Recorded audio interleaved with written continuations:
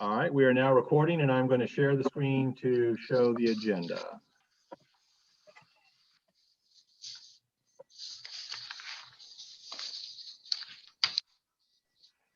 Okay, I will call the meeting to order, the November 12th meeting of the Regional School Board. And we will start with a roll call. If everyone could announce your presence and which district you represent or whatever.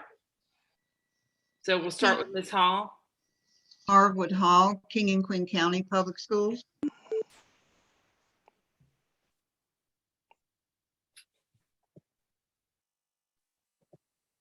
Ms. Barber? Sarah Barber, New Kent County Public Schools.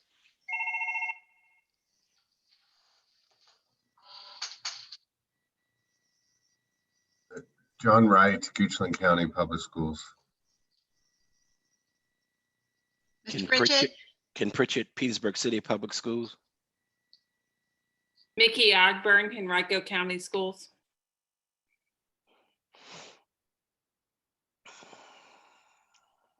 Dr. Cashwell.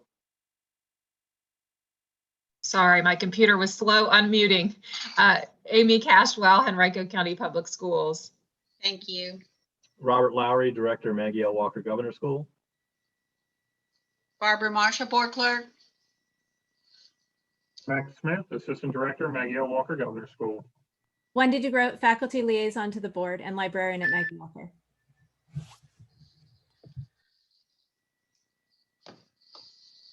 Okay, Ms. Marshall, I think that's it. Yes. Okay, thank you very much. The first item on our agenda is the approval of the agenda. And everyone has had the opportunity to look at the agenda. Is there a motion to approve the agenda?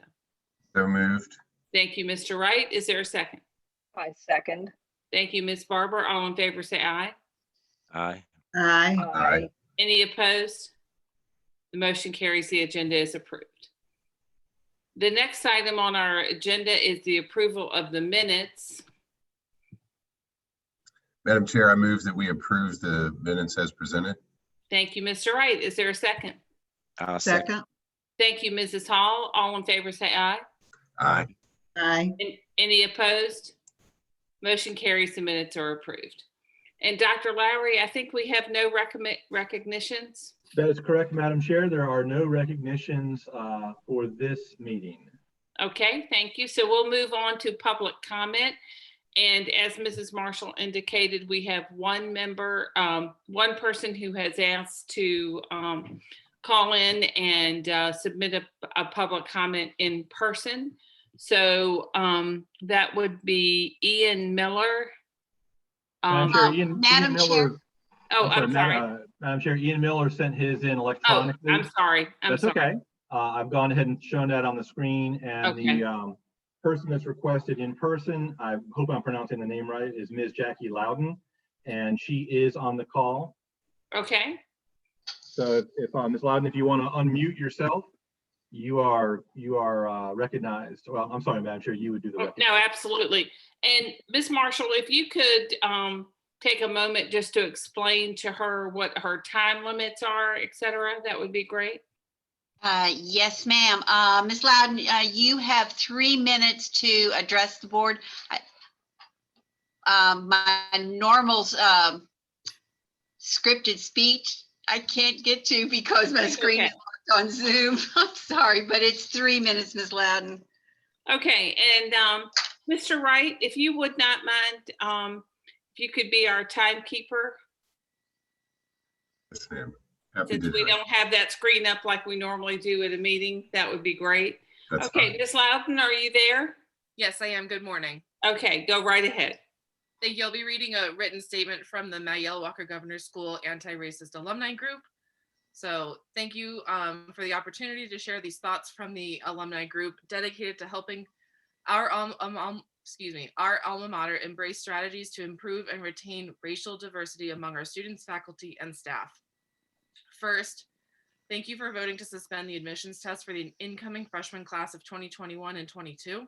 We hope by now that you and your respective school boards and superintendents have heard from many of the alumni who support this decision.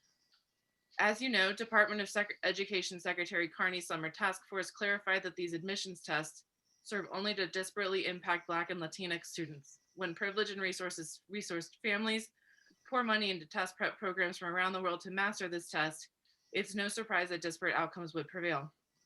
As Dr. Lowry and school board member Scott Barlow pointed out on October 15th, the test is not a good measure of success here at Maggie Walker.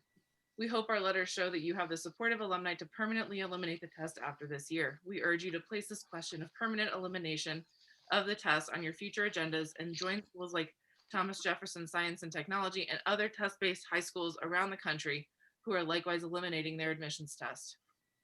Secondly, we understand that during the last meeting, the strategic planning implementation team explored the topic of hiring a diversity coach or consultant. We strongly urge the school board to explore the creation of a permanent staff position dedicated to leading the school's efforts on diversity, equity, and inclusion. We believe the school's new strategic plan should include this position. We realize this takes time, approval, and funding. In the interim, please know that the alumni of this group are more than happy to step up with financial support to expand current efforts to bring DEI education to Maggie Walker. We understand, for example, that the Virginia Center for Inclusive Communities has presented on DEI to several students. We want to support more opportunities like this, not just for students, but for faculty and staff in their professional development. As alumni, we know how to fundraise through the foundation to support important initiatives for the school, and this is an initiative we would want to support. We ask that this be added to your agenda and to the new strategic plan. These two initiatives, permanent elimination of the admissions test and hiring a dedicated diversity, equity, inclusion specialist for the school, would equitably widen the doors to Maggie Walker and sustain our region's diverse talent. To cultivate the next generation of global leaders, Maggie Walker must ensure that those who have the opportunity to receive this world-class education reflect our region's talent from all walks of life. Our Black and Latinx students should be part of that tapestry in larger numbers, and these strategies would be an effective start to making them a meaningful part of that vision. Thank you very much. Thank you so much for your input. We really appreciate you taking the time to be with us. And as you know, this is a work in progress, and we appreciate the feedback. Thank you so much. Okay, Dr. Lowry, we'll move on to the director's report. Yes, ma'am, Madam Chair, members of the board. I've got just a few things I'd like to share with you. We have started our virtual information sessions for prospective families. There is a link on our main webpage that will take you to a page where there's some narrated videos, some information, some links to important documents. As you know, we were unable to do these info sessions in person. We have just about wrapped up the visits, the virtual visits that we do with our middle school programs. I think tonight is the last scheduled one, or one of the last scheduled one that I'm doing with Petersburg. So looking forward to that this evening. But we've had, I think, moderate success given the formats of what we've had to work with, of being able to still continue to reach out. It would not surprise me if our application numbers were a little bit lower this year just because of not having that in-person experience. But that's to be expected. But I don't think we'll have any difficulty, and I don't think that the partner districts will have any difficulty filling their slots. Just a reminder, speaking of which, the division slot letters are due December 1st so that we can start working on budget and staffing. We are going to have a virtual budget town hall on December 8th to discuss priorities of our community in terms of building that budget.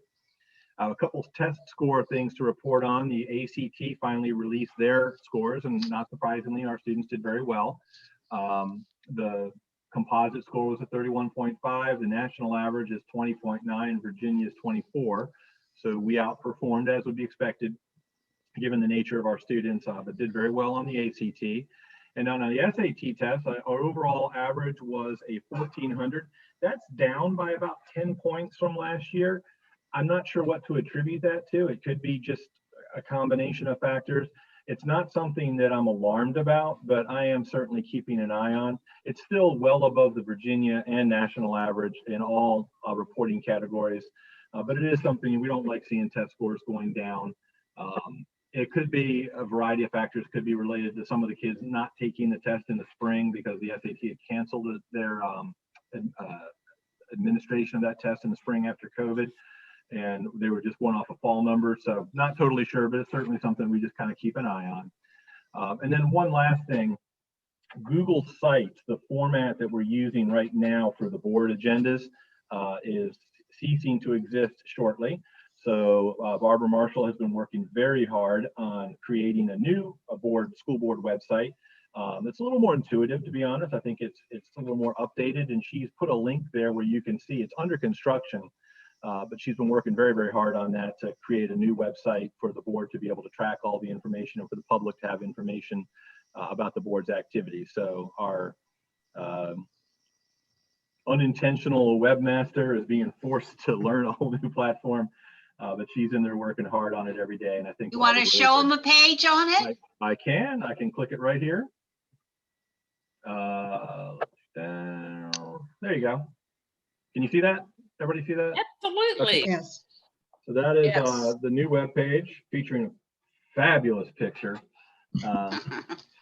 down there. And then over on this side, you can see how it's going to start laying out the meetings, the membership, the dates, the agendas, policies, and such. It looks nicer, I think, than the other one.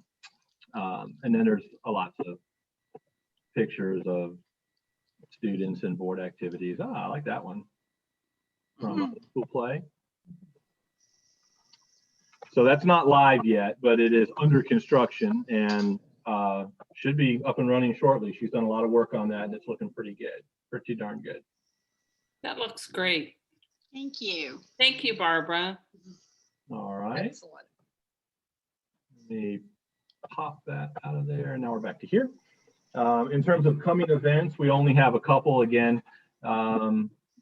We are doing a chalk day on Friday from 8 to 4. Students can have signed up. Mr. Smith put this together for 20-minute periods to chalk the parking lot and just be able to spend a little bit of time together in a socially distanced way. We're also doing yoga as well, just giving the kids an opportunity to be able to get on campus. We did on Friday night, this past Friday, we did a drive-in movie theater here. They brought in an inflatable screen. It's about 40 feet tall, about 55 feet wide. And the kids were all in the cars. And we had a double feature of Ferris Bueller's Day Off and Knives Out that the kids had selected. And we had a very good turnout, about 300 cars, give or take. So each car had more than one person in it. So I think we had a pretty good number of kids show up to that. Report cards will be issued shortly, and then we have some holiday stuff. One thing that's not on the coming events, but I'll just address it verbally. We are going to try to do sports under using the VHSL, VDH, and CDC guidelines. I've met with the coaches of track, wrestling, and basketball. When I say try, it means that we're planning with the attempt to be able to start on December 14th, which is what the VHSL start date is. A lot can happen between now and then. And one of the problems that we have is that our facilities are not the size of other high schools' facilities.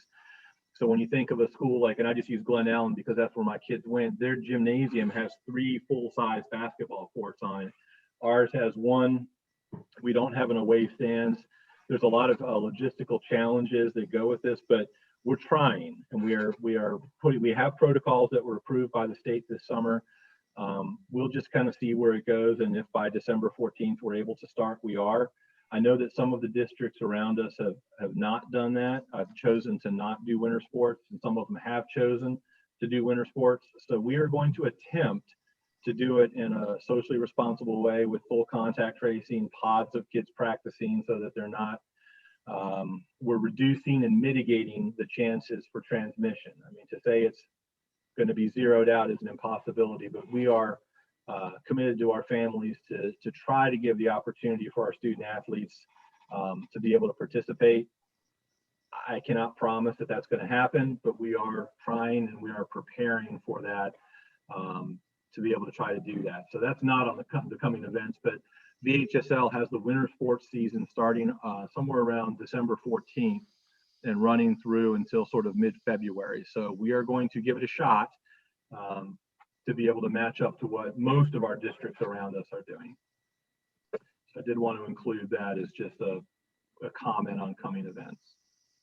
And that is the extent of the director's report. That is great. Thank you, Dr. Lowry. Anyone have a question for Dr. Lowry about the verbal updates or the coming events? Okay, thank you very much. We'll move on to unfinished business. Okay, I have Dr. two Lowry? items of unfinished business. One of them is just the strategic plan implementation report, and just give you an update. And actually, our speaker did a pretty good job of updating it as well. We've now identified target dates, responsible parties. The things that are in blue that you can see on the screen there are items that we have started to work on. So we're making progress on being able to actually pursue some of these issues, these goals and objectives. As our speaker said, we're taking a look at potentially contracting some outside help. Currently right now in our budget, we're not able to bring a full-time position in for inclusion and equity. However, we can contract out some outside help to bring in sort of neutralize, and that may be something that we're able to do and seek the foundation's help for and support in terms of the financial side of things. So we are trying to kind of move forward on that. We've had some really good online meetings. We meet about once a month with our very diverse group of implementers, to make that word up if that works. We've got staff members, we have parents, we have students, we have alumni, administration, and we've, I think, got a really good handle on what we need to try to get done to create an environment where every one of our students feels welcome. There are certainly operational tasks that need to be done as well as curriculum and instruction tasks. But clearly the most challenging one is that first goal of creating that inclusive and welcoming environment.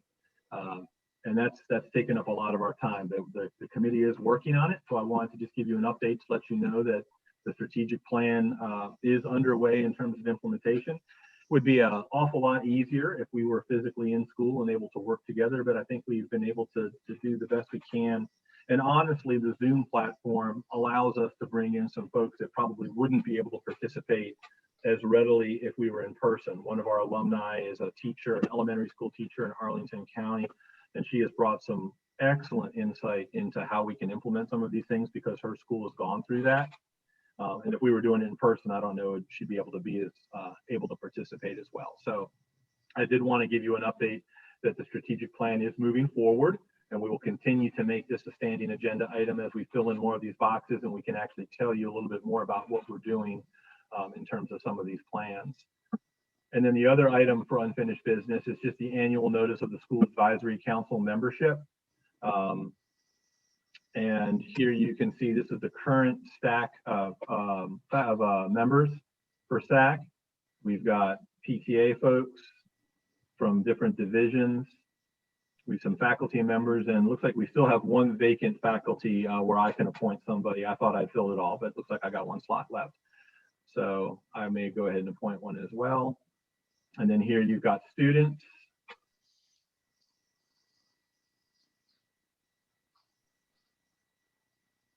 Looks like I have two vacant directors appointees. All right, well, we'll take care of that. So that's just information to the board that the school advisory committee is also up and running. If you have any questions about the school advisory committee, I do see Mr. Smith is on the call. So I guess I would say, do you have any questions about strategic plan or student advisor or school advisory committee? All right, board members, we'll start with strategic plan. Anybody have any questions for Dr. Lowry? Okay, moving on. I do actually have a question about the School Advisory Council. How were the members chosen, first of all, especially for our students? Because I couldn't help but notice they were all from Chesterfield. So did we try to broaden the scope and include other divisions, or just is that who volunteered? The process for students each year is that juniors and seniors are selected. It's a 2-year term, so the juniors get to carry over to their senior year. Mm-hmm. The students, along with the faculty on school advisory, then reach out to the student body in order to encourage application. And then there are interviews and then a selection. And so it starts with a broad net and then ends with students who are very involved in the school, academically excelling, ones that can contribute a great deal to the organization. Last year we had something in excess of 12 to 15 applications for the 3 positions. Okay, thank you very much. You're Any other welcome, Maggie. questions on the school I- advisory council? I'd like to piggyback on that. I think if we don't have representation from some of the smaller school divisions, maybe we try and reach out to them and encourage folks to submit applications in the future. Ms. Barber, we've done that in the past, particularly with our parent representation. Mhm. It is a challenge, however, because a number of the outlying districts, the transportation is an issue, but we can certainly redouble our efforts with students as well in order to get more representation beyond the 4 counties surrounding Richmond. Thank you. Thank Thank you. you. Any other questions?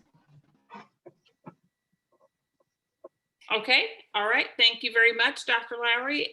We will move on to consent items. Yes, ma'am. There are 3 sections of consent items that can be taken as a block. The first is personnel. There are no personnel items for this board meeting. The second one is the revenue transaction register and budget obligations. All of them were viewed last week by the Finance Committee, and their minutes are listed at the bottom of the agenda there under information. So they reviewed all of those documents and approved them. And then the donations report, there is one donation I noticed, and it is a foundation. One of our students won an award last year, and I think it was the Chesapeake, or no, I guess this one was the Austin Foundation grant, but they won an award that gave the school $1,000. So the student got a prize, and then $1,000 went to the school. And when I reached out to the student, and this was a while ago, and asked him, well, where do you think it should go? He just said something that would benefit the school. So I put it in the student activity fund. I figured that helps pay for the movies that we saw Friday night and stuff like that. And it would just be an appropriate place to put his prize money that would benefit everybody and not a specific group. So these 3 items can all be taken as a block. Any questions about the consent items? Okay, I'll entertain a motion to approve the consent items as presented. So I'd like moved. to make a motion to accept the consent items. I will second that. Thank you. Thank you, Mr. Pritchard, for the motion and Mr. Wright for the second. All in favor, say aye. Aye. Any opposed? The motion carries. Ms. Marshall, should we do a roll call for that? Not for the consent. Okay, thank you very much. We do have several items for action items, and the first is a request for admission by Dinwiddie Public Schools. Dr. Lowry? That is correct. We have received a formal request from Dinwiddie County to start sending students to Maggie Walker.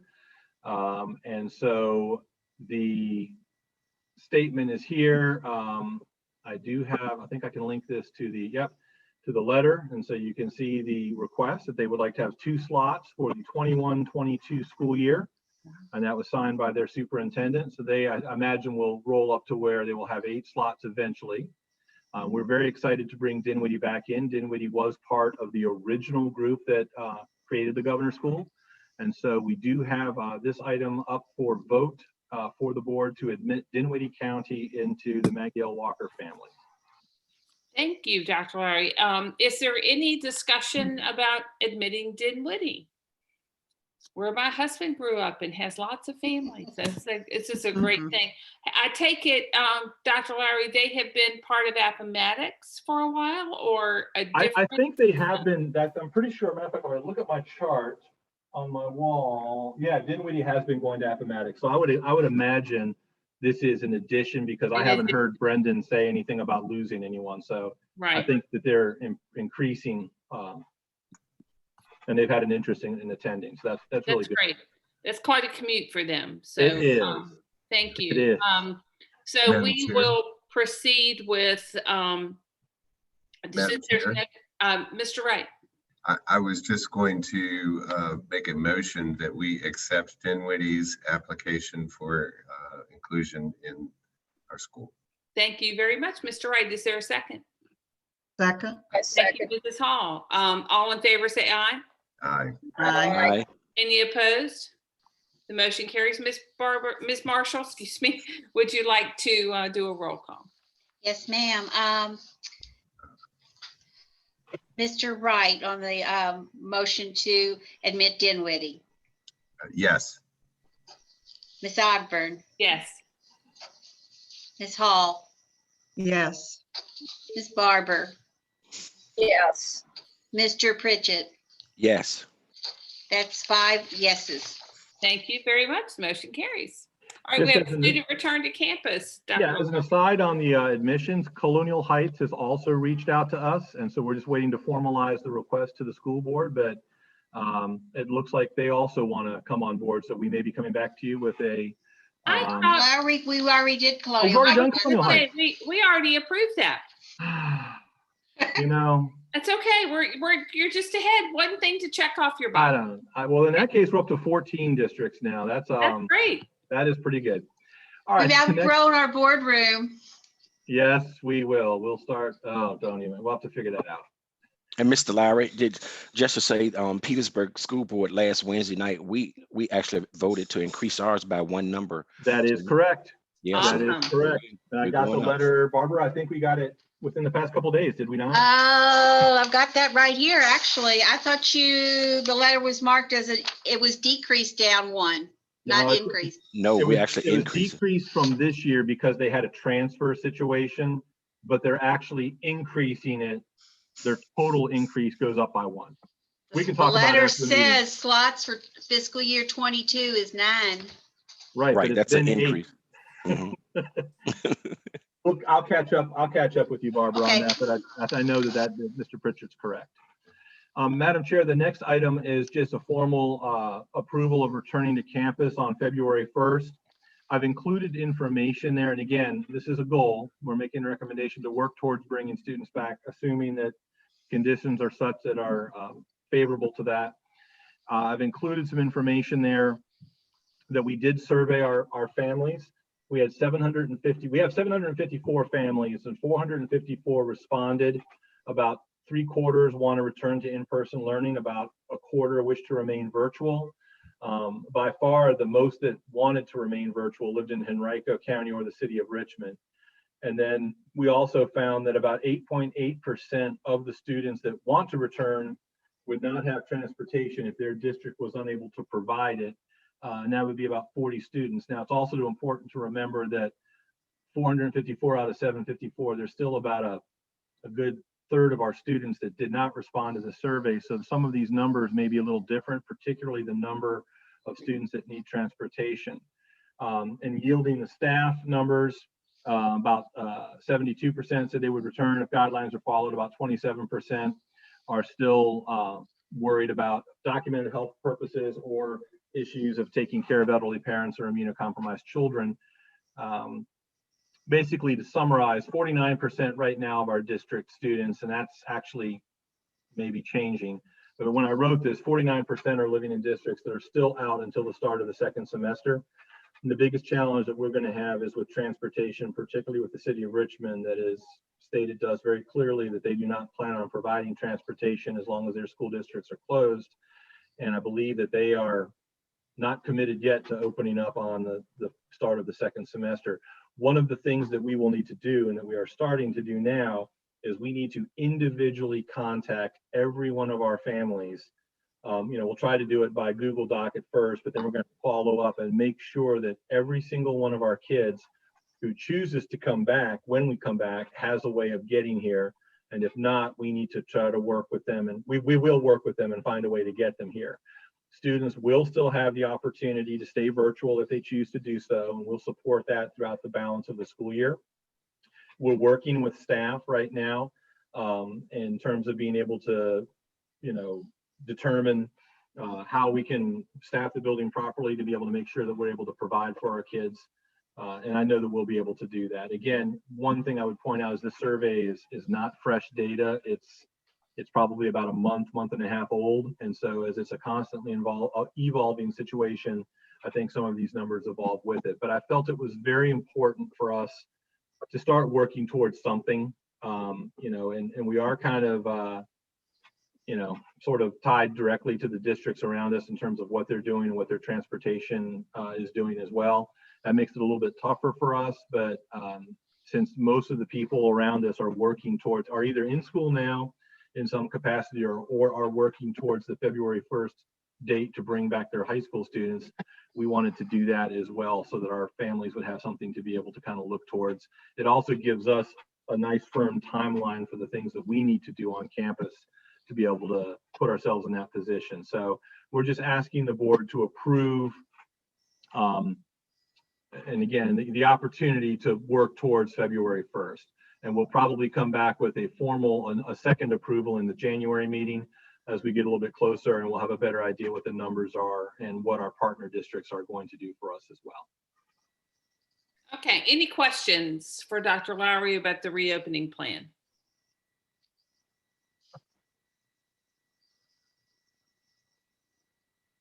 I am surprised. I thought there might be some.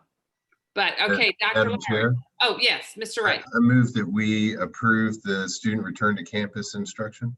Thank you very presented. much. Is there a second? Second. Thank you, Ms. Hall. All in favor, say aye. Aye. Aye. Any opposed? The motion carries. Ms. Marshall, you want to do a roll call? Yes, ma'am. Mr. Wright, Yes. Ms. Ogburn, Yes. Ms. Hall, Yes. Ms. Barber, Yes. Mr. Pritchett. Yes. 5 ayes is unanimous for student return. Thank you very much. And The we have la- an operating calendar, Dr. Lowry. Yes, ma'am. Just amending the operating calendar to match up with the approval to go to February 1st. And you can see how just basically going from what is online instruction to the regular school calendar. It is possible that in January, at the January 21st board meeting, we may be asking for a slight amending of the calendar to make a couple of work days for student or for teachers to be able to transition back to campus. But again, that's, I hate to say it, if it's 2.5 months from now, we have to see what the situation looks like. But for right now, this is the calendar that would go with the approval of the February 1st start date. Okay, thank you very much. Madam Chair, I move that we approve the amended calendar as presented. Thank you, Mr. Wright. Is there a second?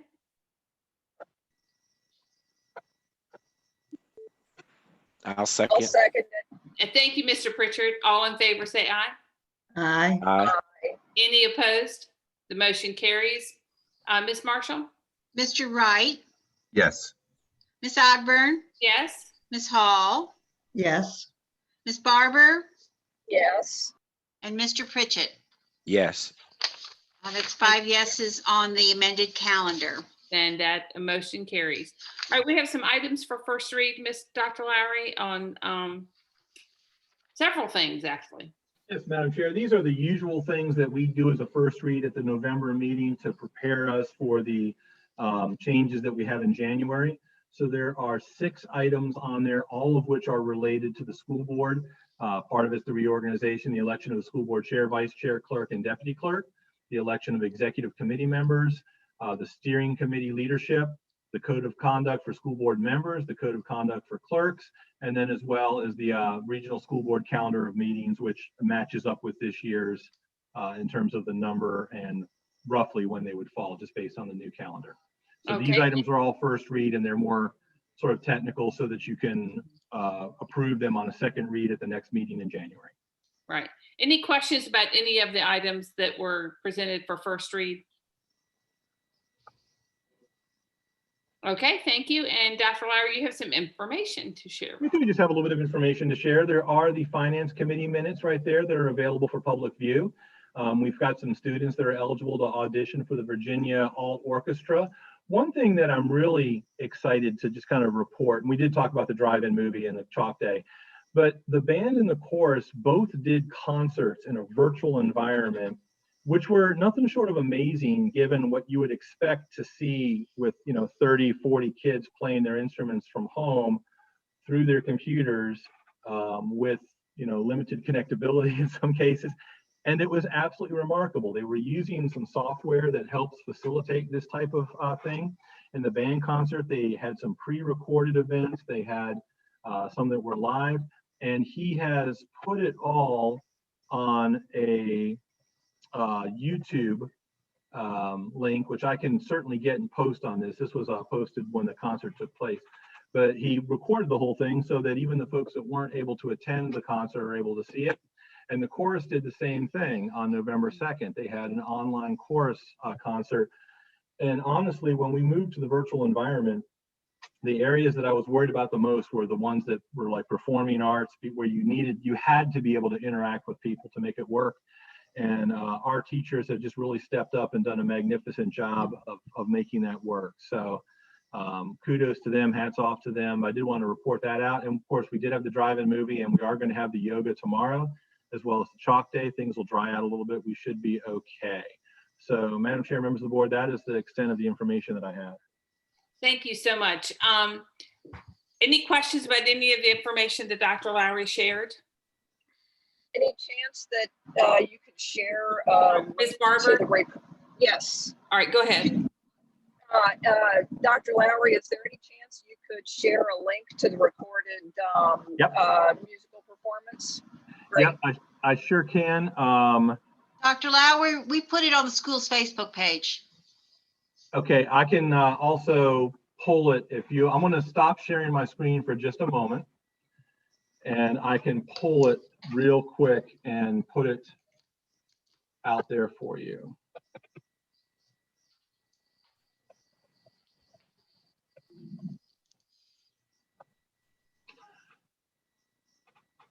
All right, let's see here.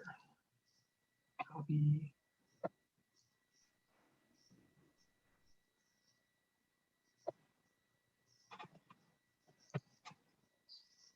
All right, I am going to share my screen again. Actually, I'm not. I'm going to open up the chat. And I'm going to post in the chat right there if you want to copy it. And I'll put it in a more permanent spot. There we go. But you've got links to the recorded concert as well as the actual live concert band. I would go to the YouTube. It's a little bit more user-friendly. And I'll include these in the, Barbara, if you don't mind, we can include these links in the minutes of the board meeting. Okay, that's great. Thank you, Dr. Lowry. Any questions, other questions for Dr. Lowry?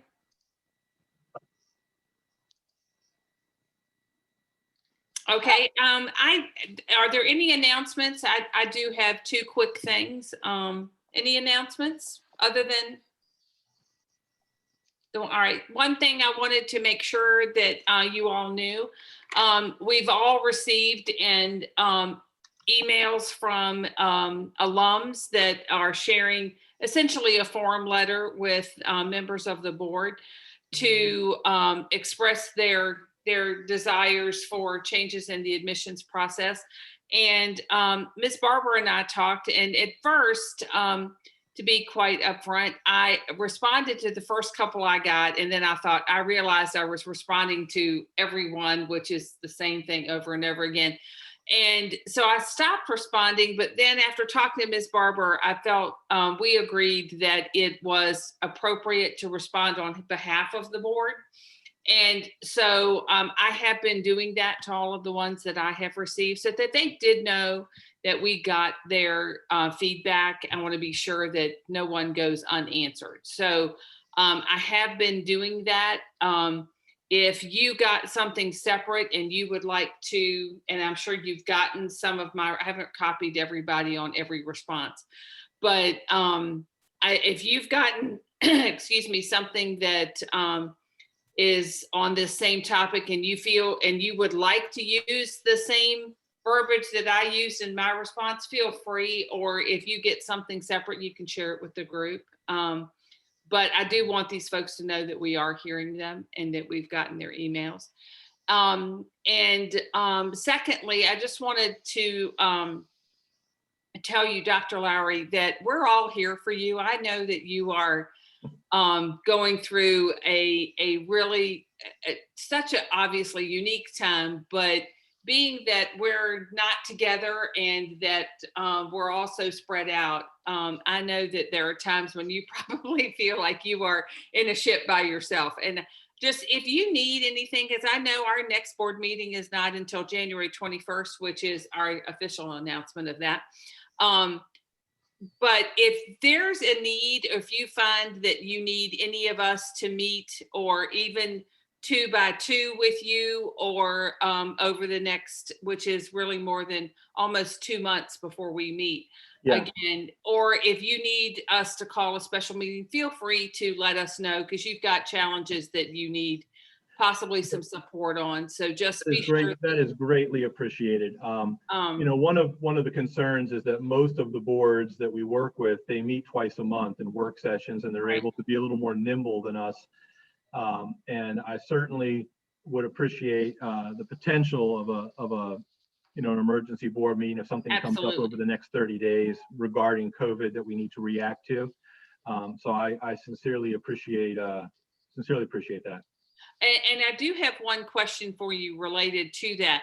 The funding of all the PPE that you need, and all of the like plexiglass, et cetera. I mean, I know what Henrico's doing. It's a Herculean effort from our staff. Are y'all finding that your CARES Act funding and your funding in general is providing for those things, or? So far it is. So far it is. We put Mr. Smith can speak to it. We just put in a second order, you know, to kind of, we've got a lot of stuff here now. We're putting in a second order right now for targeting that February 1st start date. But I believe that financially, in terms of the CARES and COVID stuff, we're in pretty good shape. Mr. Smith, would you agree with that? Yeah, I would love to speak to that. Ms. Ogburn, we've had very adequate funding through the CARES Act, and we've been dedicating it to technology in order to help students with mobile hotspots as well as laptops. We've been using it for professional development or for teachers to help them transition to virtual. And I've been coordinating all the efforts on PPE. Generally, that's been in the direction of masks, hand sanitizer, plexiglass, gloves, but I appreciate Mr. Wright's suggestion of an air cleaning system for the school. We've also been looking at HVAC systems. I appreciate your recognition. It is a Herculean task, but we will get it done. We will rise to the challenge. Which you have to know that on behalf of all of us, it's greatly appreciated, because I mean, you don't have the huge staff like a lot of us have. And so I really do hope, though, if there is anything that y'all need, or assistance, help, whatever, we've all got resources we can share. So I hope you will reach out and let us know what you need, if anything, and not hesitate to do that. Well, every school district should have a Mac Smith, but this one is ours. So you'll have to find your own. Yeah. Thank you so much. Thank you. Any other comments before we adjourn?